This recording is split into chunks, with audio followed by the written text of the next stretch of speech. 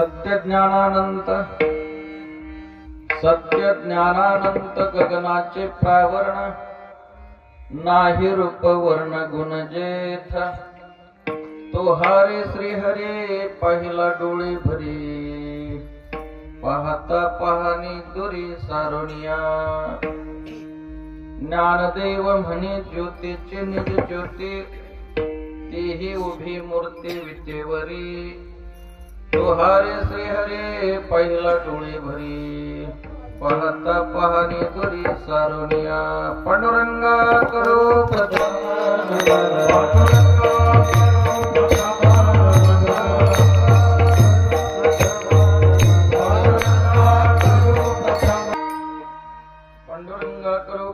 नमन, दुसरे करण संताजी अत्यंत कृपादानी कथेचा विस्तारो, बाबाजी सद्गुरु दास तुका जयांची क्रिया स्मरण, होय सकल सिद्धीचे अधिकरण, तेचे वंदो श्री चरण, श्री गुरूंचे ते नमस्कारणी आता, नमामि सद्गुरु शांतं सच्चिदानंद विग्रहं, पूर्ण ब्रह्म परानंदं ईशमाळंदी वल्लभम्।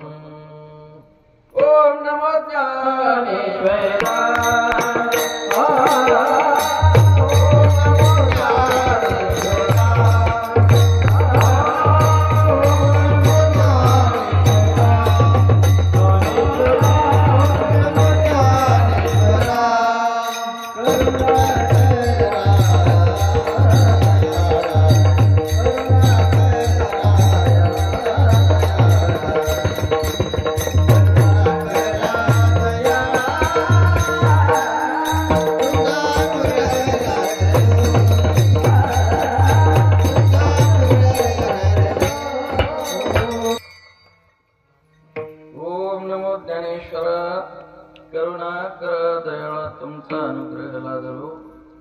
पावन झालो चराचरे, सत्य ज्ञानानंत गगनाचे प्रावरण, नाही रूप वर्ण गुण जेथ, तो हरे श्री हरे पाहिला डोळे भरे, पाहता पाहणी दुरी सारुनिया। प्रस्तुत सेवेकरिता घेतलेला भंग विश्वमौली ज्ञानोबराय यांच्या गाथ्यातील इष्ट देवतेचा स्वरूप लक्षणाने गोड असा परिचय करून देणारा अभंग आहे। विठाला विठाला। तीर्थक्षेत्र संभाजीनगर या ठिकाणी सांगळेवाडी या ठिकाणी चालू असलेला सलावत प्रमाणे हा नामसप्ताह हनुमंतरायाच्या दरबारात फुललेला हा भक्तीचा मळा आज 6व्या दिवसाची सेवा आपणा सर्वांचे मार्गदर्शक गुरुवर्य जगताप अण्णांच्या माध्यमातून माझ्या वाट्याला आलेले। या प्रसंगी सर्व गुणवान ज्येष्ठ श्रेष्ठ मंडळी उपस्थित आहे। आता ही अशी तपस्वी मंडळी पाहिल्यावर काय यांच्या समोर बोलावं असाच प्रश्न पडावा।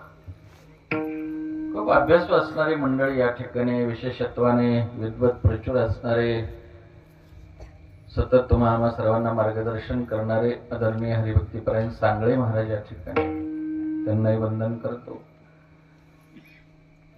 मला वाटतंय 7 दिवस या ठिकाणी राहून आपणा सर्वांना ज्यांचं दर्शन प्राप्त होतं असे आमचे परमस्नेही रामकृष्ण महाराज दराडे हे या ठिकाणी आहेत, त्यांनाही वंदन करतो।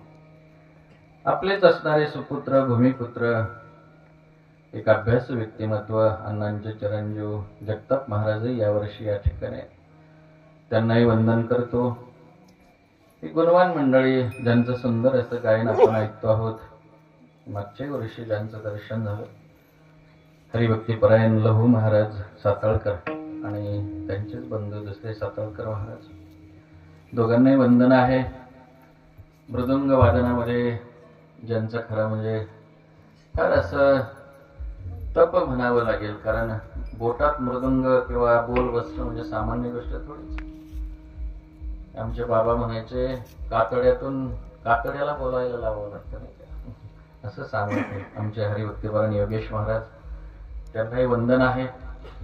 समोरही आमचे परमस्नेही आमच्यावर प्रेम करणारे आमचे पाटील या ठिकाणी बसले सुदाम महाराज आहेत।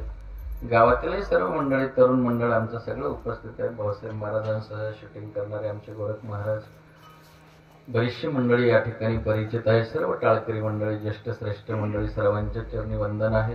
हरवणे सत्कारणारे हे आमचे महाराजांचे चिरंजीव, त्यांनाही वंदन आहे. माता भगिनी आहेत, विनेकरी दादा आहेत, सर्वांच्या चरणी वंदन आहे. परिसरातूनही बरीच मंडळी या ठिकाणी आलेली आहे असं वाटतंय. कुक्कडगाव असेल, आपली पोलीसवाडी असेल, येळपणा असेल, सर्व माता भगिनींच्या आपणा श्रोतवर्गांच्या चरणी वंदन करतो. मिळालेल्या वेळेमध्ये थोडासा भावार्थ पाहूया. चुकून जरी नामोल्लेख राहिला तरी सर्वांच्या प्रती माझ्या मनात नितांत आदर आहे. विठ्ठल विठ्ठल. अभंग विश्वमौली ज्ञानोबा यांचा, जे ज्ञानाचा सागर आहे, तसं मौलींचा अभंग घेणं बोलणं म्हणजे धाडसाचीच गोष्ट आहे. पण त्यांच्याच कृपेनं या ठिकाणी जशी बुद्धी आपल्याला स्फुरेल त्याप्रमाणे आपण थोडासा परामर्श घेण्याचा प्रयत्न करूया, थोडासा त्यातला मकरंद वेचण्याचा प्रयत्न करूया. आपल्या इष्ट देवतेचा परिचय या ठिकाणी मौली अत्यंत अशा त्यांच्या त्या काय सांगावं महाराज, त्या मौलींचे शब्द त्याला उपमा देणं सुद्धा शक्य नाही. अशा गोड शब्दांमध्ये या ठिकाणी तो परिचय आपल्या समोर आहे. आणि परिचय असलाही पाहिजे. आपण भक्ती करत असताना आपल्याला उपास्य देवतेचा जर परिचयच नसेल तर प्रवास कसा घडेल? तो दिशाहीन असू शकतो. म्हणून आपल्याला इष्ट देवतेचा परिचय असला पाहिजे. परिचय असेल तर प्रवास चांगला होतो. प्रवास चांगला झाला तर प्रवृत्ती चांगली होते. प्रवृत्ती चांगली झाली तर प्रचिती चांगली येते. प्रचिती चांगली आली तर प्रसाद प्राप्त होतो. चांगला प्रवास व्हावा याच्यासाठी आपल्याला, मला थोडा बाज द्यावा झाला, कोरडा आवाज झाला बघा. विठ्ठल विठ्ठल.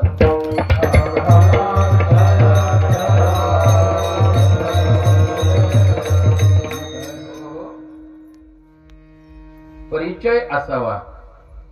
आणि परिचय करून देणाऱ्यांमध्ये या ठिकाणी प्रामुख्याने आपण जर पाहिलं तर 4 वर्ग पडतात परिचय करून देणाऱ्यांमध्ये. पहिला वर्ग असतो तो शब्द प्रमाणाचा ज्ञाता असतो. दुसरा वर्ग जो असतो तो अनुमान प्रमाणाचा ज्ञाता असतो. तिसरा वर्ग जो असतो तो परोक्ष ज्ञानाचा ज्ञाता असतो. आणि चौथा जो वर्ग आहे तो अपरोक्ष ज्ञानाचा ज्ञाता आहे. मौली हे अपरोक्ष ज्ञानाचे ज्ञाते आहेत. पण परिचय होत असताना मात्र आपण व्यवहारातही सतत या 4ही वर्गांचा अनुभव घेत असतो. शब्द प्रमाणाचे ज्ञाते जर कोण म्हणाल तर आमच्यासारख्याचा नंबर त्यात लागतो. शब्द खेळ करत सांगणार नाही. एखादा जर म्हटला देव नाही वा, नाहीतरी त्यांना समजावून सांगावं लागतं. आहे म्हणणाऱ्यांना समजावं लागतं, हे तर आहेच. पण शक्यतो 2 वर्ग आपल्याला दिसतात, देव नाही म्हणणारे, देव आहे म्हणणारे, नाही का? आता देवच नाही असं जर एखादा म्हटला तर शब्द प्रमाणाने त्याला पटवून द्यावं लागतं. अरे बाबा कशावरून नाही? तो म्हणतो ज्या अर्धी दिसत नाही त्या अर्धी नाही. मग तुझं असं म्हणणं आहे का जे दिसतंय तेच फक्त असतं? तो म्हणतो हो, जे दिसतंय ते आहे आणि दिसतंय ते नाही. चक्षुर्वै सत्यम. डोळ्यांना जे दिसतंय ते आहे आणि दिसत नाही ते नाही. मग त्याला असं म्हणावं लागतं, ठीक आहे डोळ्यांना दिसतं ते आहे, तर मग मृगजळ आहे की नाही? दिसतंय की नाही? मृगजळ दिसतंय पण आहे का? नाही. तुझं जर म्हणणं असे असेल की दिसतंय तेच आहे, तर मृगजळ ज्या अर्थी दिसतंय ते असलं पाहिजे. मग आणखी टँकर भरून आणील का? नाही आणता येणार. कारण याचा अर्थ त्याचा तिथं बाद होतो की त्याला ते म्हणणं खोडून काढता येतं त्याचं, की जे दिसतंय ते आहे असं जर तुझं म्हणणं असेल तर मृगजळ जरी दिसत असलं तरी ते नाही. बर, दुसरी गोष्ट, जे दिसत नाही ते नाही असं जर त्याचं म्हणणं असेल तर मग उसातली गोडी दिसते का? नाही दिसत. उसातली गोडी आपल्याला दिसत नाही म्हणून नाही का? आहे. दिसत नाही म्हणून नाही असं कसं म्हणता येईल? लाकडामध्ये अग्नी जरी आपल्याला दिसत नसला, दिसत नाही म्हणून नाही का? आहे. उसातली गोडी दिसत नसली तरी आहे. लाकडातला अग्नी दिसत नसला तरी आहे. फुलातला सुगंध दिसत नसला तरी आहे, नाही का? अशा बऱ्याच गोष्टी आहेत. दुधातलं तूप जरी आपल्याला दिसत नसलं तर नाही म्हणण्याची काय हिंमत आहे? ज्या अर्थी दुधातलं लोणी या ठिकाणी जरी दिसत नसलं तरी आहे, त्या अर्थी देव जरी दिसत नसला तरी आहे, हे मान्य करावं लागतं. हे शब्द प्रमाणाने पटवून देणार. शब्द प्रमाणाने. मला अजून जायचंय तिकडे, बरंच लांब येते अजून. विठ्ठला विठ्ठला. याला उष्ट्रण कोटी न्याय असं म्हणतात शास्त्रामध्ये. जसं ते उंटावर ठेवलेलं लाकूड असतं ते जर चालत नसेल तर त्याच्याच पाठीवरचं लाकूड घ्यायचं, त्यालाच 2 फटके मारायचे आणि पुन्हा त्याच्याच पाठीवर ठेवायचं. त्यानेच बोललेलं त्याच्या शब्दातून खोडून काढणं याला म्हणायचं उष्ट्रंकोटी न्याय. किंवा शब्द प्रमाणाचे जे ज्ञाते असतात ते अशा प्रकारे त्यांचं म्हणणं खोडून काढतात. पण दुसरे जे ज्ञाते ते अनुमान प्रमाणाचे आहेत. अनुमान प्रमाण यत्र यत्र तत्र तत्र ज्या अर्थी त्या अर्थी. हे जरा समंजसपणाचं बोलणं आहे, म्हणणं आहे अनुमान प्रमाणात ज्ञात्यांचं, की ज्या अर्थी हे असं होतंय त्या अर्थी तो असला पाहिजे. आहे का? एक अंध व्यक्तीला घेऊन एक जण रस्त्याने चाललेला भजन करायला, विठाला विठाला.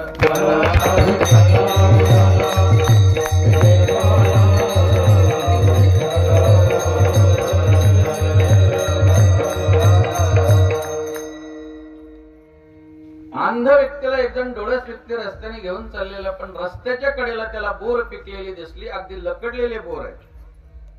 पण ते पिकलेली बोर, लकडलेली बोर, गजची गज त्याने पाहिल्याच्या नंतर त्या अंध व्यक्तीला म्हटलं जरा तू इथं थांब, मी बोर घेऊन येतो. तो म्हटलं किती दूर आहेत? अरे इथं जवळ. रस्त्याच्याच कडेला बोर पिकले म्हणून खूप बोर लकडले. तो अंध माणूस म्हटलं चल घेऊ नको. म्हणजे का? आंबट आहेत ते. कोण म्हणतंय? आंधळा माणूस. डोळसाला तर दिसत आहेत ते लकडलेली पिकलेली बोर. अरे तुला एकतर दिसत नाही, कसं काय कळलं ते आंबट आहेत? तो म्हटलं माझं अनुमान प्रमाण चांगलं आहे. आणि कसं काय? ज्या अर्थी रस्त्याच्या कडेला पिकलेली बोर लकडलेली तशीच आहेत, याचा अर्थ ती आंबट असली पाहिजे म्हणून कोणी घेतली नाही. याला म्हणायचं अनुमान प्रमाण. ज्या अर्थी ते रस्त्याच्या कडेला शिल्लक आहेत त्या अर्थी ते कसे असले पाहिजे याला म्हणायचं अनुमान. ज्या अर्थी त्या अर्थी. यत्र यत्र धूम तत्र तत्र ध्वनी. महाराज लोकांना काही सांगू नये मी, पण इथं जिथं जिथं धूर आहे त्या अर्थी तिथं अग्नी आहे. मग ज्या अर्थी सूर्य उगवतो, आपण एवढे वेगाने फिरतो, कितीतरी वेगाने पृथ्वी रोज फिरते. ज्या अर्थी 75% जास्त पाणी असून सुद्धा 25-30% आसपास असणारी पृथ्वी विरघळली नाही. आपण कसे राहताना आपल्या पृथ्वीवर किती टक्के पाणी तिथे? पाणी 75% जास्त, बरोबर. आणि जमीन किती आहे? जमीन 25% कमी आहे. म्हणजे एखाद्या पाण्याने भरलेल्या परातीमध्ये, ऐकताय ना तुम्ही, पाण्याने भरलेल्या परातीमध्ये एखादा ढेकळ ठेवावा आणि त्या ढेकळावर आपण राहावं आणि तरी आपल्याला ढेकळ कळू नये. आपण ढेकळावर राहतो. आणि माझी भाषा नाही, माऊलींची. मी रिगालो असे भोतळे समुद्री महाजळी, मी रिगालो असे भोतळे मनोनी पासूची ढेपोळी विरेचे ना. असं वाटत नाही का तुम्हाला म्हटलं की हे अजूनही हा ढेकळ का विरघळला नाही? ज्या अर्थी तो विरघळला नाही त्या अर्थी तो मी धारण केलेला आहे. विठ्ठल विठ्ठल. कितीतरी वेगाने ही पृथ्वी फिरते एवढं पाणी घेऊन, तरीही तो समतोल आहे. मग ज्या अर्थी या ठिकाणी हे सगळं काही सनियंत्रित आहे त्या अर्थी ते नियंत्रण करणारा कोणीतरी मानावा लागतो. म्हणून देव आहे. भौतिक शास्त्राचा एक नियम आहे बघा. कोणतीही जड वस्तू चल करण्यासाठी बळाची आवश्यकता असते. नवे नवे अचल वस्तू चल करण्यासाठी लागणाऱ्या शक्तीला बल असं म्हणतात, बरोबर का? शिकला असेल ना भौतिक शास्त्र. आपल्याला भौतिक शास्त्र आहे. त्या भौतिक शास्त्राचा बलाच्या दृष्टीने एक सिद्धांत आहे की कोणतीही अचल वस्तू चल करण्यासाठी लागणाऱ्या शक्तीला बल असं. अचल असणारी चल म्हणजे काय? स्थिर असणारी, जड असणारी. जर तिला चलत करायचं असेल तर लागते एक शक्ती. ती शक्तीशिवाय चालत नाही आणि त्या शक्तीला बल असं म्हणतात. मग तुकोबराय म्हणतात जर ही पृथ्वी जड आहे तरी चालते. हे शरीर कसं आहे? जड आहे, पण चालतं की नाही? मग विचारलं की नाही तुकोबरायांनी? काय विचारलं? चाले हे शरीर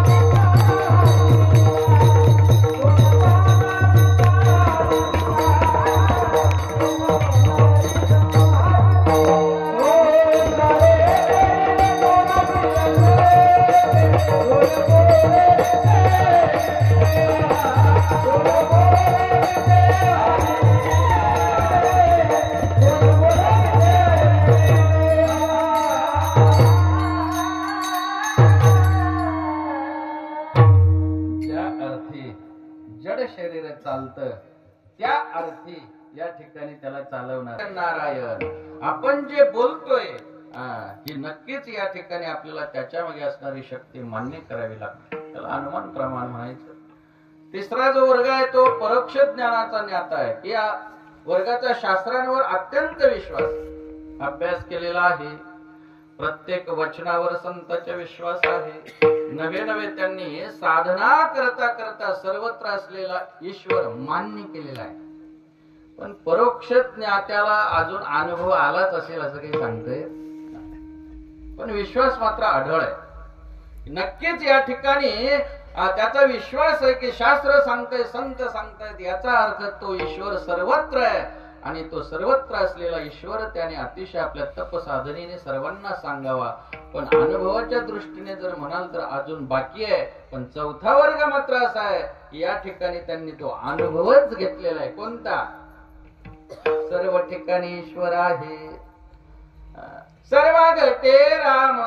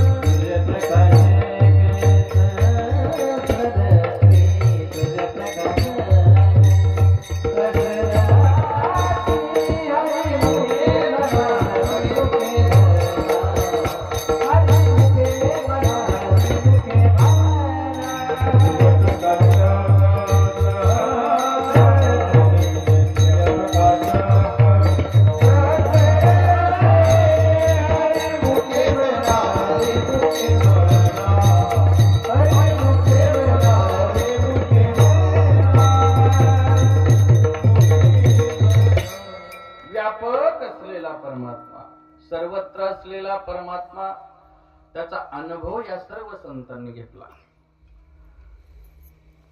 जो योग्यांनी अनुभवला, तपींनी अनुभवला, नवे नवे तितकी व्यापकता जीवनात प्राप्त झाली की तो व्यापक असलेला अनुभवाला आला. तुकोबरांनी तो अनुभव एका ठिकाणी फार गोड मांडलेला आहे.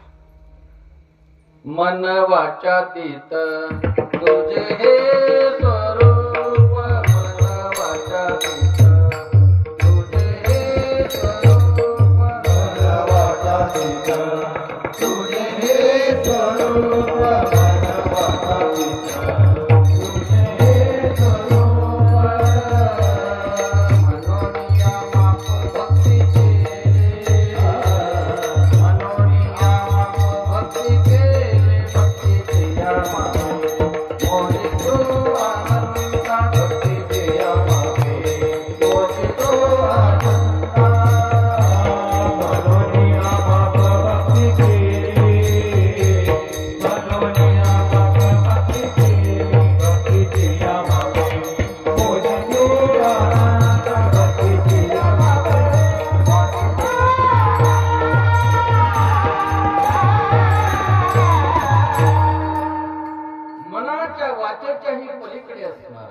मन वाचातीत कोणता अनुभवलाय? तो निर्गुण निराकार असलेला. मनोनी अर्जुना मी नसे ऐसा कवन ठावसे, परी प्राणियाचे दैव कैसे जे न देखते माते. सर्वत्र असलेला ईश्वर आपल्यासारख्याला किंवा आपल्याला तो अनुभवाला येत नाही, पण महात्म्यांनी मात्र त्याचा अनुभव घेतला आणि मग विचार करू लागले रंगरूप नसलेला रंगरूप असलेल्याच्या अनुभवाला येणं फार कठीण आहे.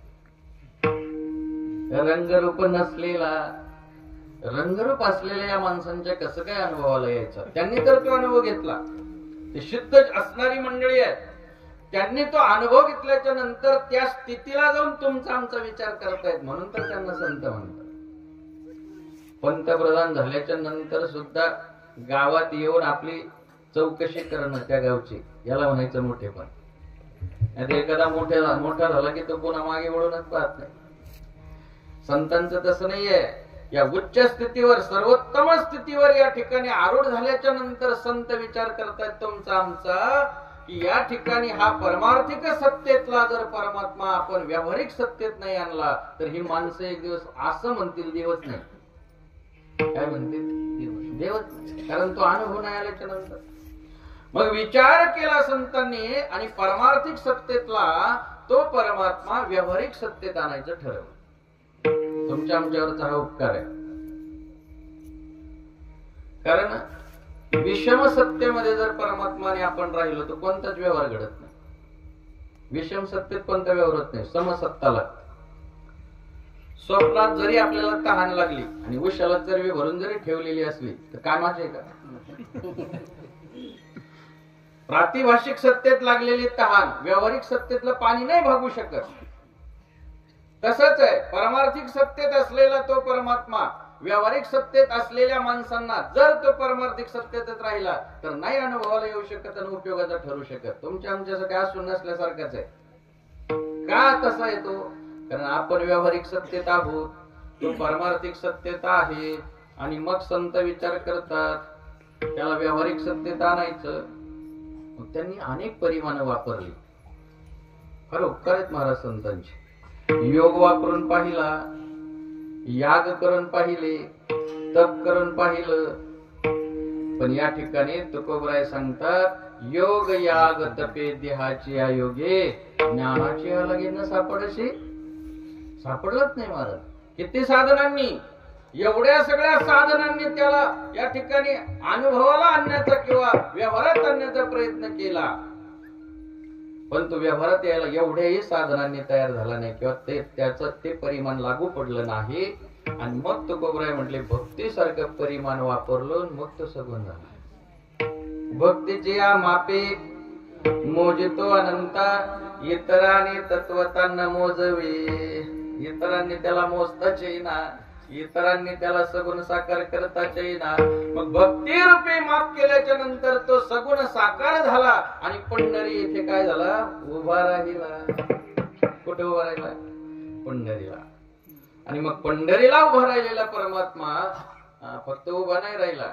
नामदेवराय कीर्तन करू लागले की कीर्तनात नाचू लागले. नामदेव कीर्तन करी पुढे देव नाच पांडुरंग.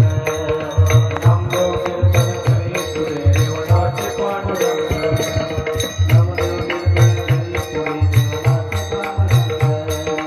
नामदेव कीर्तन करी पुढे देव नाच पांडुरंग.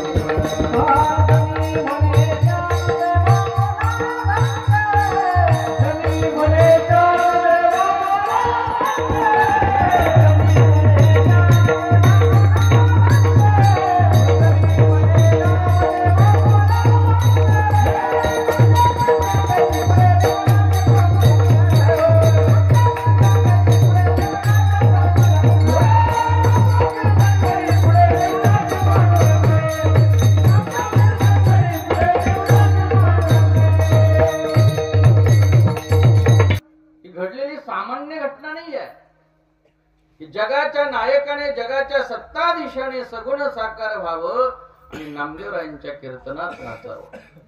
वास्तविक पाहता समाज बांधणी आणि समाज उभा करत असताना अधिष्ठान रूपी लागणारा परमात्मा पंढरी या ठिकाणी उभा राहिला. आणि उभा राहिलेला परमात्मा सर्व संतांनी उभा केलेला परमात्मा तुम्हा आम्हाला सांगितला. तसं मौली सुद्धा कुतूहलाने या समाजाचा विचार करत असताना पंढरीला येतात. आपल्याला सुद्धा जर या ठिकाणी ही सगळी विचारधारा उभी करायची असेल तर सगुण साकार असलेला परमात्माच अधिष्ठान असावा लागेल की जो सगळ्यांच्या अनुभवाला येईल. आणि मग दौंडी देणारे तुकोबराय माऊलींनी ऐकले. उभा राहिलेला परमात्मा सगळ्यांनी सांगावं पण तुकोबरायांनी मात्र दौंडी द्यावी. कटनट यावे शुद्ध होऊन जावे. कटनट यावे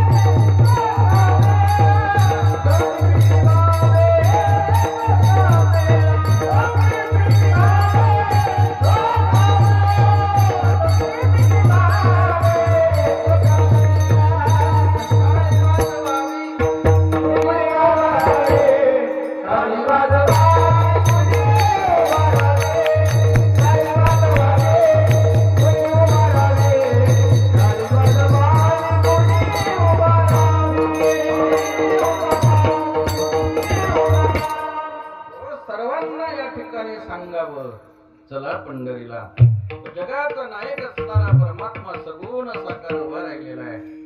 माऊली जेव्हा पंढरीला येतात आणि पंढरीला आल्याच्या नंतर सर्व संतांशी हितगुज आता सांगायला वेळ नाही, परंतु ही खऱ्या अर्थाने विचारधारा आणि या विचारसरणीचा पाया घालत असताना माऊलींना जे हवं होतं ते पंढरीला सापडलं बघा. सगुण साकार असलेला परमात्मा या ठिकाणी पंढरीत आहे. आणि मग माऊली जेव्हा पंढरी परमात्म्याच्या समोर जातात तेव्हा निर्गुण निराकार असणाऱ्या परमात्म्याचा, योग्यांना दुर्लभ असलेल्या परमात्म्याचा अनुभव माऊलींनी घेतलेला आहे.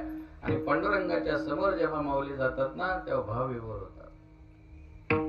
भावविभोर झालेली माऊली भगवंताकडे पाहतात आणि या अभंगाचं ध्रुवपद गाऊ लागतात.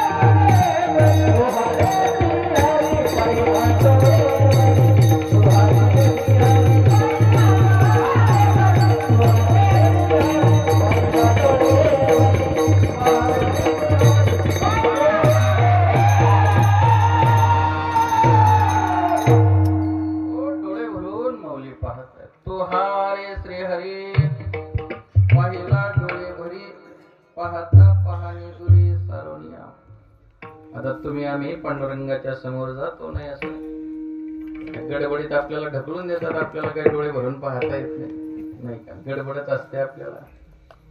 पण माऊली पांडुरंगाच्या समोर उभे आहेत आणि डोळ्यामध्ये या ठिकाणी डबडबल्या डोळ्याने गोड असं गायन करू लागतात भगवंताचं. तो हरे श्री हरे पाहिला डोळे भरी. डोळे भरून पाहिला गड्या मी आज.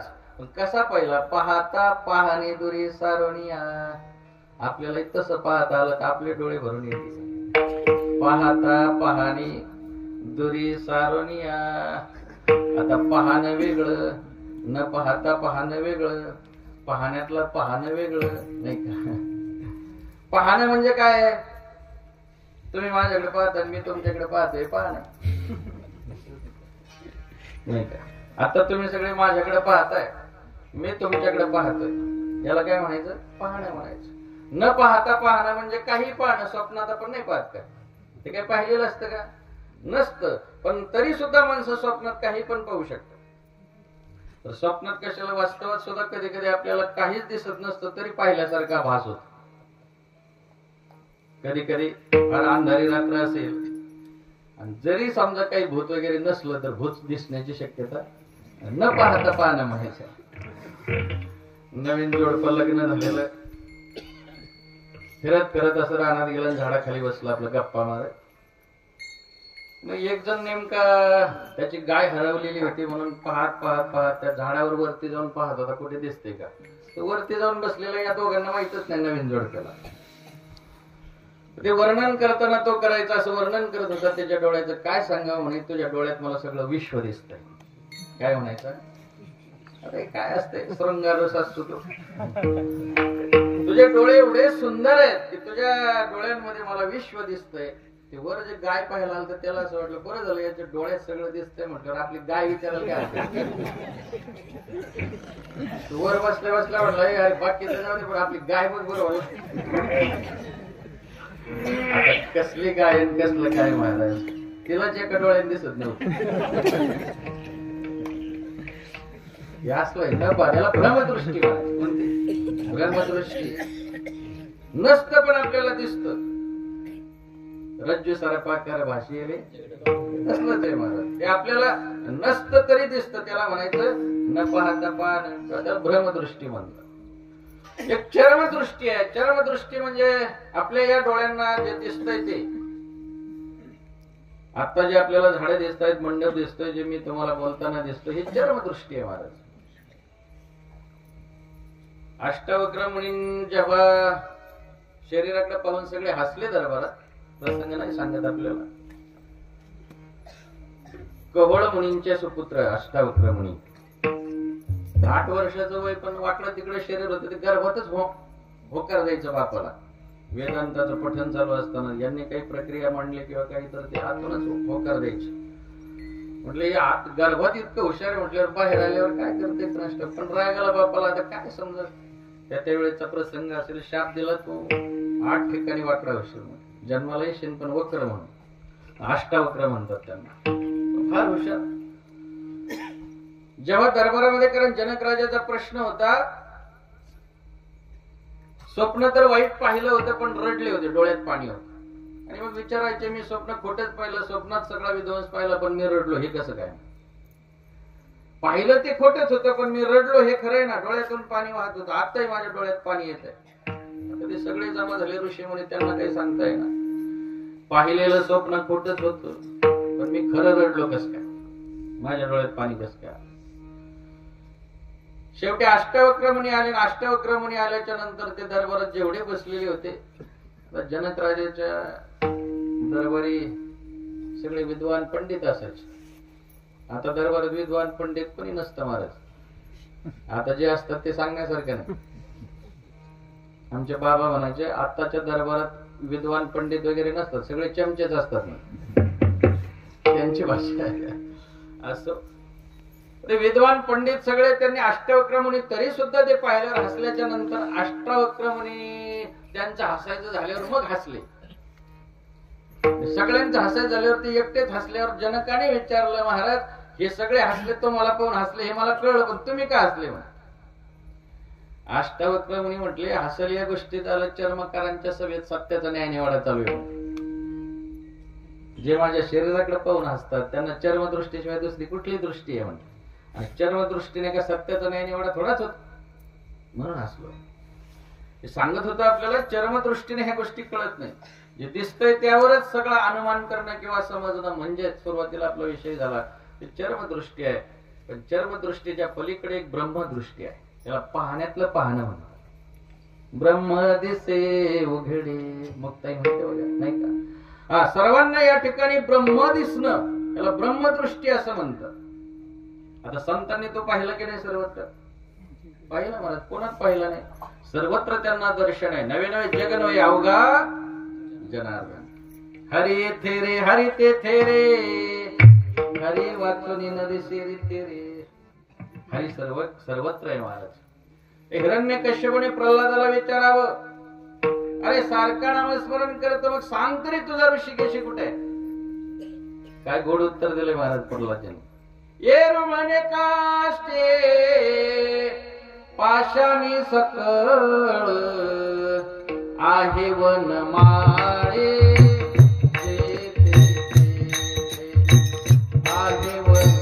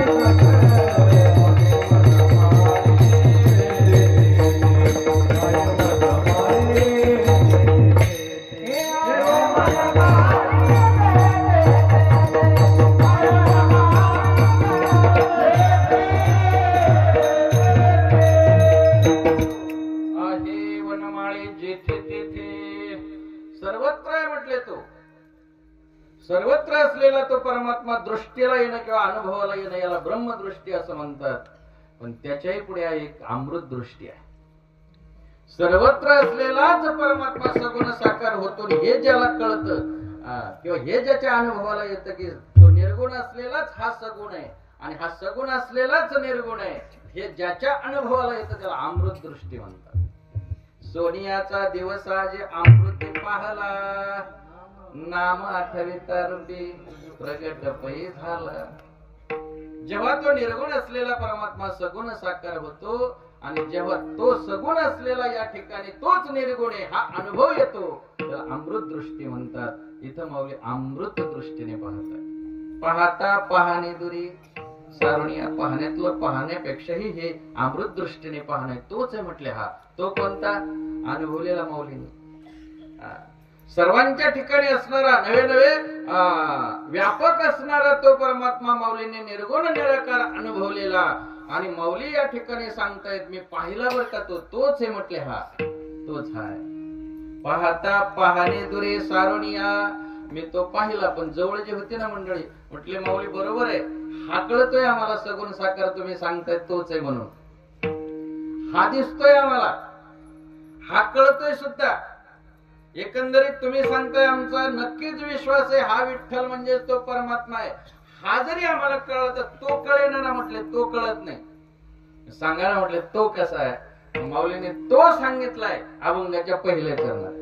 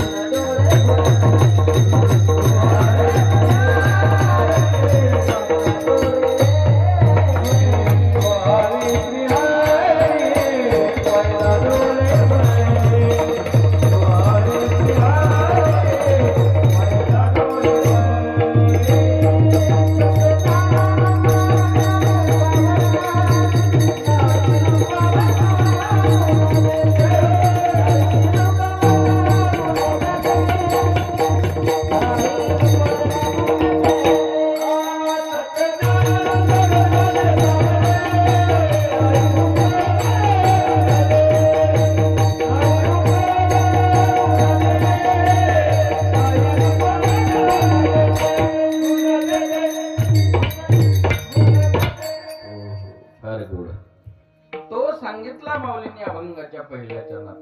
हा कळतोय आपल्याला. माऊली म्हणताना काय म्हणत होते, तो हा रे श्रीहरी, तो हा आहे म्हटले. हा कळतोय दिसतोय आम्हाला. किंवा तो हा विठ्ठल बरेवा, आपण म्हणतो ना रूपाच्या अभंगात, तो हा विठ्ठल बरेवा, तो हा माधव बरेवा.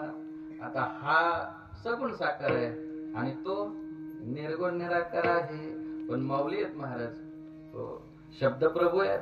नवे नवे या ठिकाणी माऊलींनी वर्णन करावं ते सार्थक वर्णन आहे.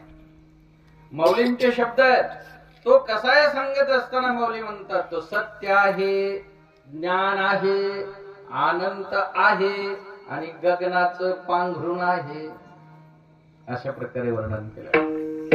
पहिली सुरुवात केली माऊलींनी निर्गुण निराकार सांगत असताना सत्याने सुरुवात करतात. कारण आपलं सगळं जीवन किंवा सगळी जीवन पद्धती जर कशा भोवती घुटमळत असेल तर सत्य या तत्वाशी, आणि सत्याचा शोध घेतोय ना आपण सगळे. कशाचा शोध घेतोय? आपलं प्रीत सुद्धा काय सत्यमेव जयते, नाही का? समाज निर्माण झाला महाराज. या सत्याच्या शोधासाठी सत्य शोधक समाज निर्माण झालेला आहे. सगळेजण आपण या ठिकाणी सत्याच्या शोधात असलेली मंडळी आहे. बोलताना सुद्धा माणसं म्हणतात सत्य बोलत जावं, सत्य वागावं, नाही का? मग सत्य म्हणजे तरी काय? सत्य ऐका ऐका, माझ्याकडे लक्ष, भजन करायचं. विठ्ठल मंडळी आहे, त्यांचं असं म्हणणं आहे की सत्य भीतर है खोजो. ते काय म्हणतात? सत्य भीतर है खोजो. म्हणजे सत्य आतमध्ये म्हटले त्याचा तपास घेतला पाहिजे. राम दुलारी बापू असं म्हणतात सत्य सर्वत्र आहे कहीं भी खोजो. काय म्हणतात? सत्य सगळीकडेच आहे म्हटले, कुठेही शोध घ्या सापडेल. जे जे शोध घेत आहेत त्यांचं सांगते बरं मी. सत्य शोधक समाजाचे संस्थापक म्हणतात सत्य भीतर है खोजो. राम दुलारी बापू म्हणतात सत्य सर्वत्र है कहीं भी खोजो. मोरारी बापू म्हणतात सत्य खोजने से नहीं खोजाने से मिलता है. हे सगळे मतांतर आहे. मोरारी बापू म्हटले वो खोजने से नहीं मिलता, खोजाने से मिलता है. कबीरजींना विचारलं, कबीरजी म्हटले खोयाही नाही तो खोजे का? आठवण कोणाची करावी लागते? विसरलेल्याची. आम्ही जर विसरलोच नाही म्हटले स्मरणाचा काय संबंध आहे? आमचा हरवलेलाच नाही, आमच्यापासून सत्य दूरच गेलेलं नाही. शोध कशाचा घ्यायचा? पण ही सगळी मंडळी जी बोलते ती नक्की सत्याचा ओहापोह करते हे तर मान्य करावं लागेल. भीतर आहे हे तरी काही खोटं आहे का? अस्तर हृदयामध्ये मी रामो, सर्व सुखाचा रामो, का भ्रांताशे कामो विषयारी, सर्वांच्या हृदय दिशी मी अमुका आहे आईशी, बुद्धी स्फुरे अहर्निशे ती वस्तू गाठी. आहे की नाही? म्हणजे सगळ्यांच्या अंतःकरणात सुद्धा बर खोजाने से मिळतं हेही खरं आहे. जोपर्यंत मी कुणीतरी आहे तोपर्यंत तो अनुभवालाच येत नाही. मी संपावा लागतो तेव्हा तो अनुभवाला येतो. आपण जोपर्यंत म्हणतोय मी बाबूराव आहे, मी कुणीतरी आहे, मी कुणीतरी आहे, तोपर्यंत तो काही या ठिकाणी अनुभवाला येत नाही. खोजाने से मिळत आहे. स्वतःला संपून टाकावं लागतं मला. तो का म्हणे बळे जेव्हा दिला पाया तळी, दिला पाया तळी,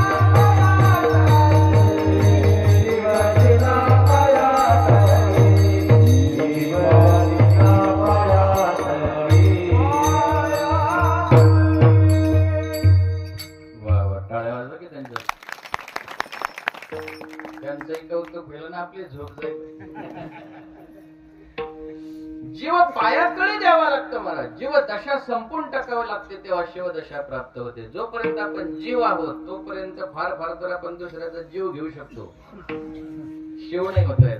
जीव पायातळी आणि मग शिवदशा प्राप्त. खोज आनेशी मिळता है. सगळ्यांचं म्हणणं बरोबर आहे. खोजे ही कहा खोया ही नाही. ठीक आहे, सगळं बरोबर आहे, पण सत्य म्हणजे तरी काय? तर आपल्या संतांनी सत्याचं वर्णन करत असताना असं सांगितलेलं आहे जे नित्य आहे, जे सतत आहे, सर्वत्र आहे आणि ज्याची सर्वत्र सत्ता आहे त्याला म्हणतात सत्य.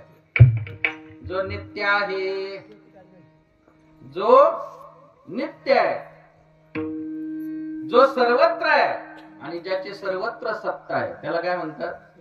सत्य. आता नित्य कोण असतं? जे सत्य असतं ते.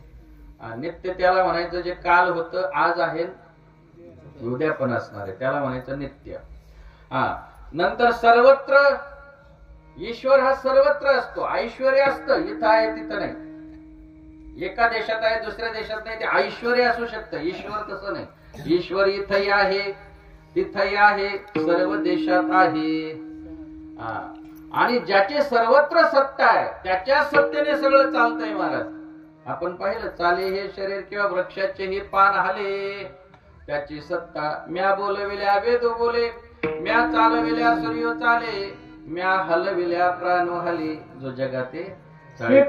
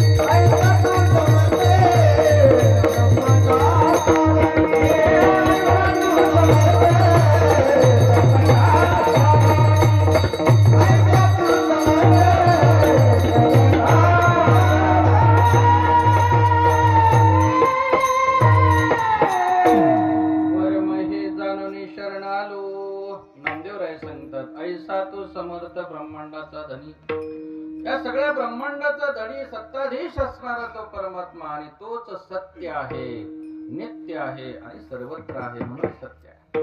बरं, तो निरपेक्ष सत्य आहे. सत्य ठरवताना सुद्धा कोणामुळे तरी तो सत्य नाही. कधी कधी कोणामुळे तरी सत्य मानावं लागतं, नाहीतर कोणाच्या तरी विरुद्ध तरी सत्य मानावं लागतं. सावली खरी आहे की खोटी आहे? सावली, आपली पडणारी सावली खरी आहे का खोटी आहे? पडती की नाही सावली? आहे का सोबत सावली आपल्या? माणसं म्हणतात सावली सारखं सोबत राहावं म्हणून. सावली पडते आपली, मग खरी आहे का खोटी आहे सावली? सावली खोटीच आहे की खरी कशी असेल? सावली ही खोटीच. असं म्हणतो का जेवायला बसल्यावर, हे 2 ताट कर बरं, मला एक माझ्या सावलीली आहे. ती सावली या ठिकाणी खोटीच आहे, ती खरी नाही. पण सावली खोटी म्हणून शरीर कसं ठरलं? खरं ठरलं. सावलीच्या विरुद्ध शरीराला काय समजावं लागतं? खरं समजावं लागतं. किंवा काहींचं आसनं हे दुसऱ्यावर डिपेंड असतं, त्याला सापेक्षत्वाने म्हणतात. सापेक्षत्वाने असं त्याचं सत्यत्व हे सापेक्षत्वाने नाही, निरपेक्षत्वाने. सापेक्षत्वाने कसं? पतीचं आसनं हे कोणामुळे? पत्नीच्या सापेक्षत्वाने. पतीला जन्म कोण देत? तुम्ही झोपले का काय? बरं, आईला जन्म मुलगा देतो का मुलाला जन्म आई देते? सोपं विचारलं की मी आता. मुलाला जन्म आई देते. माझं असं म्हणणं आहे, आईचा जन्म मुलामुळे होतो. आईचा जन्म कोणामुळे होतो? मुलगा नव्हता त्याच्या आधी ती आई होती का? म्हणून बघा बरं तिला आई. मुलगा नव्हता तोपर्यंत ती आई नव्हती. मुलगा झाला मग ती आई झाली, म्हणजे तिचा जन्म झाला. कोणामुळे? मुलामुळे तिचा जन्म झाला. बरोबर आहे का? मग पतीला जन्म कोण देत? पतीचा जन्म कोणामुळे होतो? सासूमुळे. विठ्ठल विठ्ठल.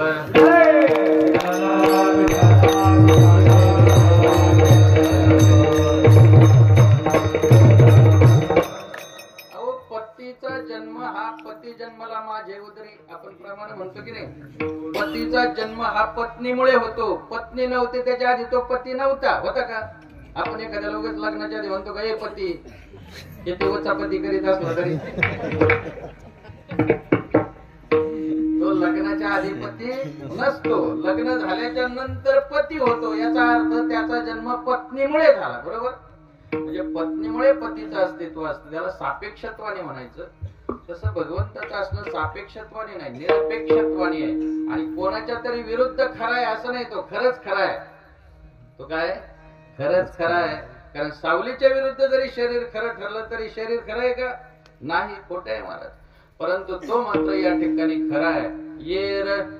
येत सार भगवंत काय प्रमाणे विठ्ठल विठ्ठल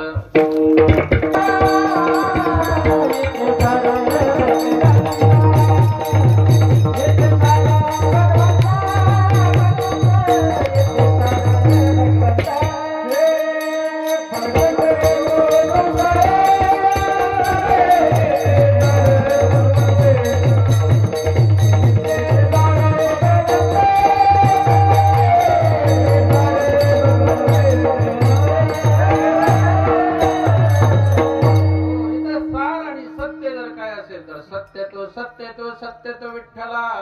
इथं फक्त परमात्मा सत्य आहे, बाकीचा सगळं पसार आहे. आणि म्हणून माऊली या ठिकाणी सांगतात जे सत्य तत्व आहे ना तेच हे आहे. बरं एवढ्यावर नाही थांबले. सत्य ज्ञान ज्ञान सुद्धा जर काय असेल तर म्हटले हेच आहे. एक लक्षात ठेवा, हरीशिवाय जे सगळं असतं ना ते सगळं अज्ञानच आहे. ज्ञान म्हणजे फक्त हरी आहे, बाकीचं काय अज्ञान आहे. माऊली सुद्धा स्पष्ट लिहितात, विष्णुविना जप व्यर्थ त्याचे ज्ञान. जे विष्णू शिवाय आहे, जे हरी शिवाय आहे ते ज्ञान नसतं महाराज, माहिती असते. फार तर माहितीने काही हित होतं का? उगीच माहिती गोळा केली, त्याला खूप माहिती आहे, त्याला खूप माहिती आहे, मग माहिती आहे म्हणून हित थोडंच होत असतं. हित होतं त्याला ज्ञान म्हणतात. आणि मग आपल्या जीवनामध्ये ज्ञान हे आपल्याला कोणतं याचं ज्ञान असलं पाहिजे, कारण ज्ञान त्याचा परिणाम असतो. ऐका ऐका, माऊलींनी ज्ञानाचं आणि अज्ञानाचं आणि विज्ञानाचं सुंदर वर्णन केलेलं आहे. अर्जुना तया नाव ज्ञान येर प्रपंच हे विज्ञान तेत सत्य बुद्धी हे अज्ञान हे जाण. ऐकलं तुम्ही काय? अर्जुना तया नाव ज्ञान येर प्रपंच हे विज्ञान तेत सत्य बुद्धी हे अज्ञान हे जाण. आता तुम्हाला मी थोडक्यात ज्ञान विज्ञान अज्ञान सांगतो. एकदा भजन करा. विठोबा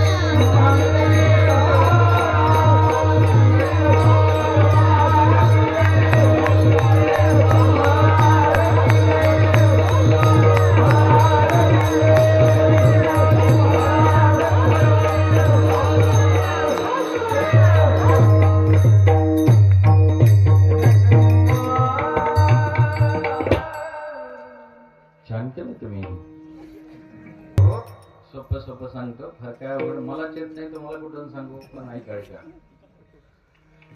प्रपंच विज्ञान ज्ञान अज्ञान याविषयी तरी निदान आपल्याला जाणीव असली पाहिजे. कशाला अज्ञान म्हणावं, कशाला ज्ञान म्हणावं? तर जे निर्मिती करतो आपण हे सगळं विज्ञान आहे. हा माईक निर्माण केला, हे हार्मोनियम निर्माण झालं, किंवा हा मंडप आहे, गाडी आहे, हे सगळी काही साधनं आहेत, रस्ते आहेत, सगळं विज्ञानाची देण आहे. बरोबर? ही सगळी निर्मिती आपण कोणामुळे करतो त्याला विज्ञान म्हणायचं. निर्मितीचं ज्ञान त्याला म्हणायचं काय? विज्ञान. त्याला प्रपंच, हा जो प्रपंच आहे त्याला विज्ञान म्हणायचं. पण अज्ञान कशाला म्हणायचं? तर निर्मितीच लक्षात ठेवायचे, निर्मात्याला विसरून जायचं, याला म्हणायचं अज्ञान. निर्मितीलाच भुलायचं, निर्मितीलाच आपण या ठिकाणी ज्ञान समजू लागतो. हे जीवनातलं अज्ञान. वास्तविक पाहता चित्रपट पाहिल्याच्या नंतर चित्रपटाचं सगळं श्रेय कोणाला असतं? निर्मात्याला, बरोबर आहे की नाही? सगळा चित्रपट जो बनवणारा असतो त्याला निर्माता म्हणतात. पण आपण चित्रपट पाहून आल्याच्या नंतर असं विचारतो का कोणाला चित्रपटाचा निर्माता कोण होता? नाही विचारत. बरं विचारलं तरी आपल्याला सांगता येतो का? नाही येत. चित्रपटातला सलमान खान काय डायलॉग म्हटला हे सगळे सांगता येते, किंवा जे काही कोणी असतील कलाकार, सगळा चित्रपट पोरं सांगतील. पण जर आपण विचारलं अरे निर्माता कोण होता, तर पोरं म्हणतील त्याला निर्माता असतो का? हेच अज्ञान आहे महाराज. चित्रपट ध्यानात ठेवणं, निर्माता ध्यानात न राहणं, याला म्हणायचं अज्ञान. आणि ही निर्मिती या ठिकाणी त्या निर्मात्याने केलेली आहे म्हणून निर्मात्याचं स्मरण हे खरं ज्ञान आहे.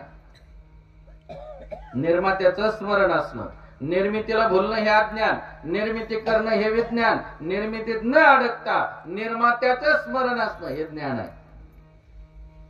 आणखी सोपं सांगू का? कबीरजी विहिरी जवळून चाललेले आणि एका मातेला पतिराजाने नथ करून आणलेली होती. असं सांगितलं तर मला तेव्हाच बरं वाटेल जरा, हे नाही का? नथ करून आणल्याच्या नंतर त्या नथीचं वर्णन ती माता करत होती. बघा ना, मी म्हटलं काय गरज आहे आपली एवढी तारांबळ, अर्ध्या तोळ्याची आणा, तर त्यांनी 1.5 तोळ्याची आणली. मी नको म्हणत होते तरी आणली. आता वास्तविक रुसून बसली होती घरी, पण सांगताना मात्र बरं असतं बाहेर की मी नको म्हटली तरी आणली. म्हणजे त्या नथ आणणाराचं वर्णन चालू होतं. कबीरजी जवळून चाललेले होते. कबीरजीने ते ऐकलं आणि मिश्किलपणे दावा केला, पण फार छान आहे. कबीरजी म्हणतात, जिस यार ने नथने दे, जिस यार ने नथने दे उसे सुमरत बार बार, जिस यार ने नाक दिया उसे भूल गई नार. अरे नथने देणाराचं स्मरण करते, नाक देणाराचं म्हण की रामकृष्ण हरी म्हणून. जसं ते नाक देणारं आपण विसरतो ना, हे अज्ञान आहे. आणि नथीला भुलणं हे अज्ञान आहे. आणि नथ करून आणणाराचं स्मरण करणं हे सुद्धा अज्ञान आहे. आणि नाक देणारा ध्यानात ठेवणं हे ज्ञान आहे. म्हणून हरी स्मरणाशिवाय बाकीचं सगळं अज्ञान आहे महाराज. बाकीचं काही उपयोगाचं नाही. इथं ज्ञान जर कोण असेल तर फक्त परमात्मा आहे. येणेच पडवून वेद केला शहाणा हो, वेदालाही शिकविणारा तो आहे. नवे नवे ब्रह्मदेवालाही ज्ञान देणारा तोच आहे. सृष्टीच्या उपक्रमा पूर्वेगा विरुत्तमा, वेडा ऐसा ब्रह्मा एकला होता. ना सृष्टी हे करू शके, ना मज ओळखे, तो थोर केला एके नामी जेणे. त्याला जे मोठेपण प्राप्त झालं, त्याला जे ज्ञान प्राप्त झालं, ते फक्त माझ्या नामामुळे. म्हणून ज्ञान म्हणजेच परमात्मा आहे. म्हणून माऊली म्हणतात, सत्य ज्ञान अनंत विठ्ठल विठ्ठल.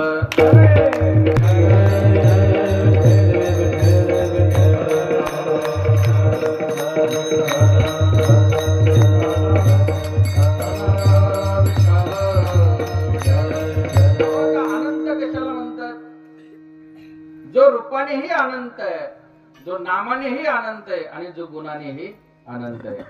मौलिक ठिकाणी म्हणतात ना, अनंत रूपे अनंत वेशे देखिले मी त्याशी. अनंत रूपात अनंत वेशात त्यांनी त्याला ओळखलं. आता आपल्याला कोणत्याच रूपात वेशात नाही ओळखता येत, तो भाग वेगळा आहे. आपल्याला काहीच ओळखता नाही आलं महाराज आतापर्यंत. काय ओळखता आलं आपल्याला? आपल्याला अजून आपल्या जीवनाची ओळख काय हे पण कळलं नाही. आपल्या जीवनाची ओळख जर काय असेल तर भगवंताला ओळखणं हीच आपली ओळख आहे. दुसरी काही ओळख नाही आपली. आपल्या जीवनाची ओळख ही आहे की आपण भगवंताला ओळखणं. आपण संसार करण्यासाठी जन्माला आलेली माणसं नाही, संसार जिंकण्यासाठी जन्माला आलेली माणसं. पण इथं कोण संसाराला जिंकतोय महाराज? सगळे संसार करण्यात नादी लागले. मानवी जीवनाची इति कर्तव्यता ही संसार करण्यात नाही, संसार जिंकण्यात आहे. इति कर्तव्यता भगवंताला ओळखण्यात आहे. आपल्याला अजून परमात्मा कुठेही ओळखता आला नाही. आपल्यापेक्षा ओळखीच्या बाबतीत पुत्र पुढे महाराज. आपला मालक कितीही माणसात असू द्या, कोणी ओळखावा? खरे,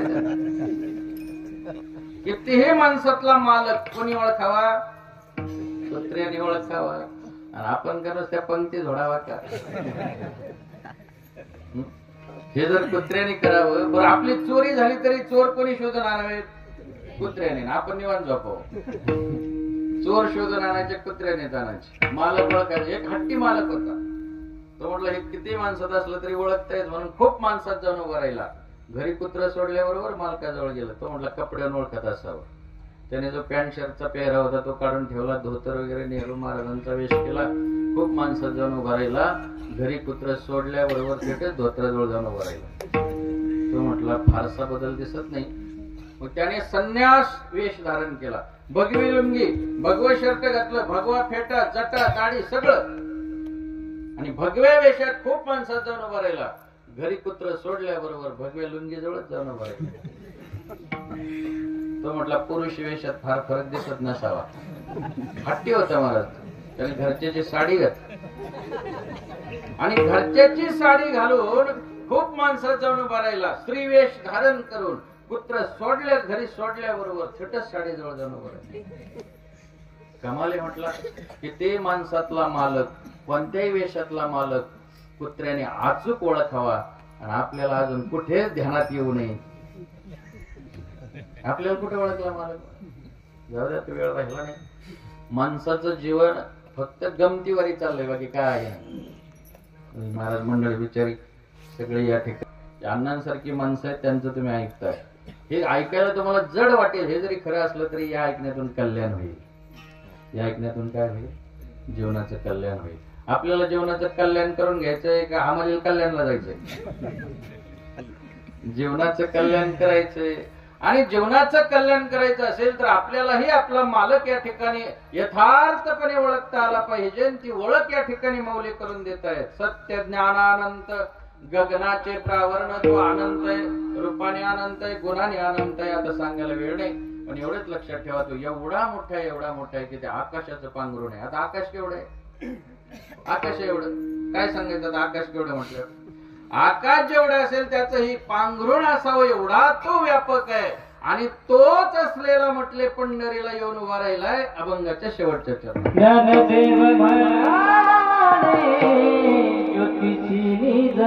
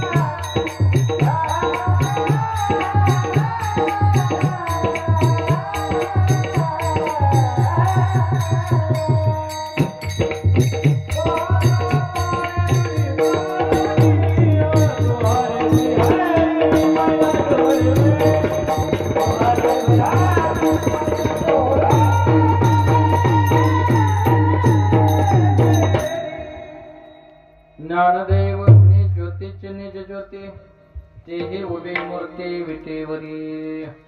सगळ्या ज्योतींची मूळ ज्योत जर कोणती असेल तर विठ्ठलाची मूर्ती आहे. बघा, आपण आयुष्यामध्ये फक्त वाती वळतो. माणसं बोलता बोलता पण म्हणतात काय करावं, डोक्याला लय वात झाला. डोक्याला वात होणं, डोक्याला वात होत जगणं म्हणजे वाती वळणच आहे. हरकत नाही, वात वळले ना, वळणं का होईना, फक्त वातीनं ज्योतीकडे गेलं पाहिजे. कुठे गेलं पाहिजे? ज्योतीकडे. वात ही एकदा का ज्योतीकडे गेली का त्या वातीची पण ज्योत होते. फक्त वातीला कळलं पाहिजे कुठे जावं, ज्योतीकडे. मग इथल्या ज्योतीच्या नादी लागण्यापेक्षा महाज्योतीकडे. माऊली सांगतात, मी नाही म्हटलं.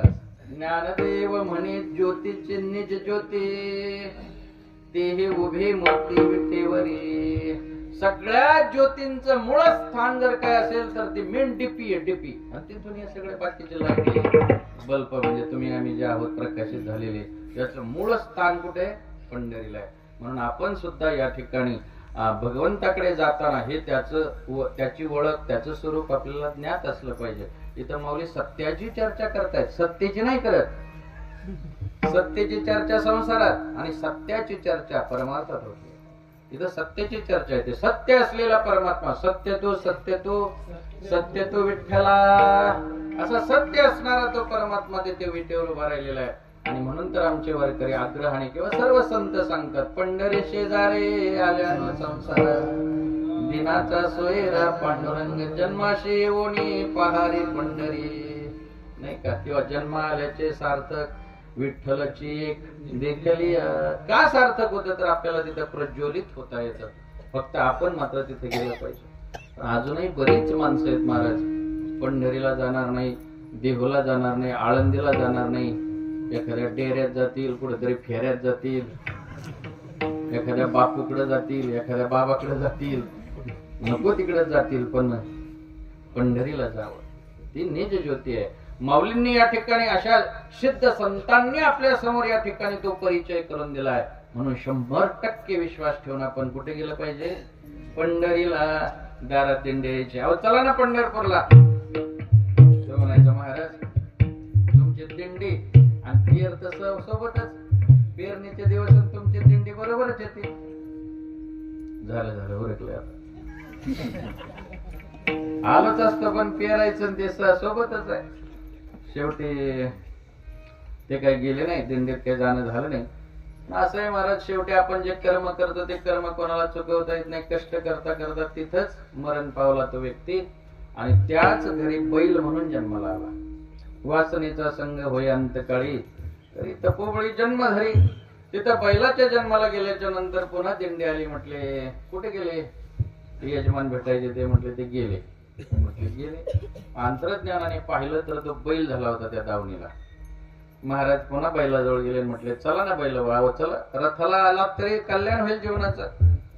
तो म्हटलं आलो असतो महाराज, पण तुम्हाला तर माहिती पेरायचे दिवस आणि तुमची दिंडी बरोबरच. ते म्हटले मग तू काय आता आल्यावर काही काम केलं तर? नाही होणार, तसं नाही चालणार. मला जे जोडी लावलाय ना पोरानी, ते नवीन गोर आहे म्हणे, त्याला तास कळत नाही आणि बाजू ओढत नाही. मी उगा घरचा आहे म्हणून 1.5 पदर घेऊन चालवतो म्हणे. मी उगा घरचा आहे, मी आहे म्हणून पेरत चाललंय. मी नसल्यावर काय खरंय यांचं? पेरणं होतंय का काय? नवीन जोडी गोरला, जोडी बी गोरच आहे नवीन, त्याला तासही कळत नाही. कोण म्हणतंय असं?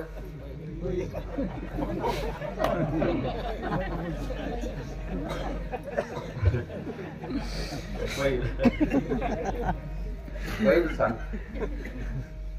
महाराज. म्हटले हे काही येण्यातलं नाही दिसत. शेवटी ते 1.5 बाजू ओढतात तिथंच मेलं महाराज. आणि तिथं तासात मेल्याच्या नंतर शेवटी वासना आहे, पुन्हा त्याच घरी जन्माला आलं कुत्र म्हणून. पुन्हा दिंडी आल्याच्या नंतर दारात बसलो होतं कुत्र होऊन. महाराजांनी पाहिले कुत्र झाले म्हणून. महाराज जवळ गेले, म्हटले चला की दिंडीत. अहो कुत्र्याला पण माने हो, खंडोबा म्हणून लोक पाया पडतात. दिंडीत आलेल्या कुत्र्याला वारकऱ्याच्या पंक्तीला जेवायला मिळतं. वारकरी लात लागली तरी दर्शन घेतात, विठोबा म्हणतात, खंडोबा म्हणतात, चला. तो म्हटलं आलो असतो महाराज, पण आता काय करता, पोरं एवढे गडबडीने पेरायला जातात, उगा मी घरचा आहे म्हणून राखणाचं जुळच आहे म्हणून सुतळी नाही उचलत देत कोणाला, उगा घरचा आहे म्हणून. मी गेल्यावर काय खरंय म्हणलं, पोरांचं काही राहणार आहे का काय ठेवणार आहे, आमची भावकी का धडाची आहे का काय, सुतळी नाही राहायची माझ्या पोरांची. उगा मी आहे म्हणून सगळं राहिलंय जागेवर. कोण म्हणतंय असं?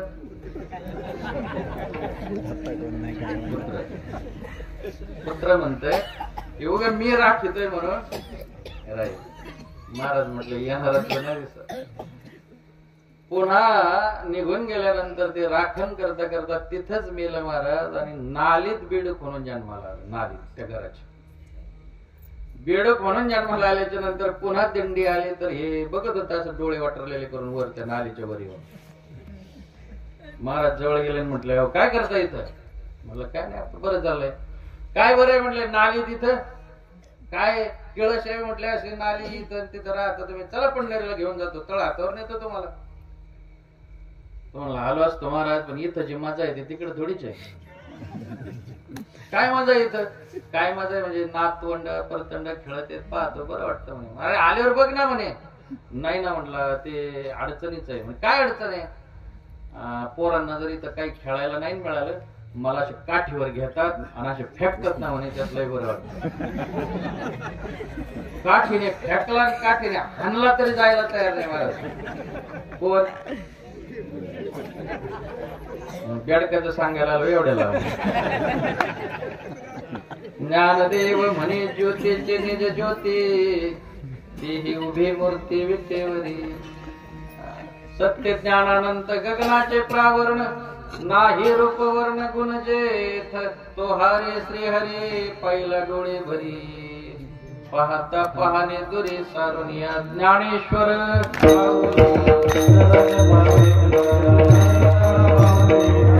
गोड असा हा चाललेला सोहळा.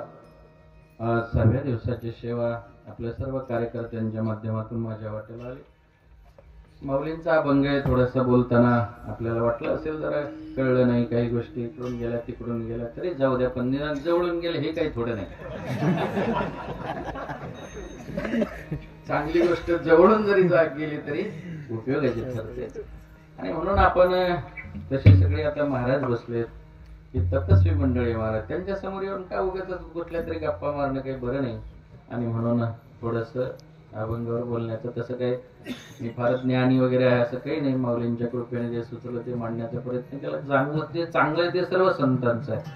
काही चुकीचं वाटलं असेल तर ते माझ्या बुद्धीचे दोष आहेत. मला महाराज लोकांनी सांगितलं ते सुधारून घेण्याची तयारी आहे. काही चुकीचं असू शकतं, काही संकल्पना काही प्रक्रिया चुकीच्या मांडण्यातही येऊ शकतात, पण चांगलं मात्र सर्व संतांचं आहे. ते आपल्या सोबत घेऊन जा, चांगलं जीवन जगा.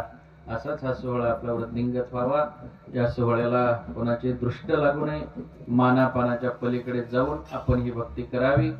जरीही इथं आपल्याला कोणी मान सन्मान दिला नाही, जरी आपलं कोणी नाव इथं घेतलं नाही, तरी तो उभा राहिलेला मात्र सर्व पाहतो हे लक्षात ठेवा. कारण त्याला सर्वत्र दिसतंय. तो गगनाचं पांघरुण आहे, आकाशाचं. आता आकाशाचं जो पांघरुण आहे त्याला आपल्या मंडपातलं दिसायचं नाही का? मंडप म्हटलं तर कळेलच की त्याला काय चाललंय ते. म्हणून आपली नोंद जरीही एखाद्या महाराजांनी घेतली नाही, जरी कार्यकर्त्यांनी घेतली नाही, तर इथं केलेली सेवा, इथं केलेलं भजन मात्र तो पाहतोय याचं नित्य स्मरण ठेवायचं. आणि अशीच भक्ती आपण करायची. ज्या संतांनी आपल्याला हा मार्ग दाखवला त्या संतांचं मोठ्या प्रेमाने एकदा भजन करायचं. तुकाराम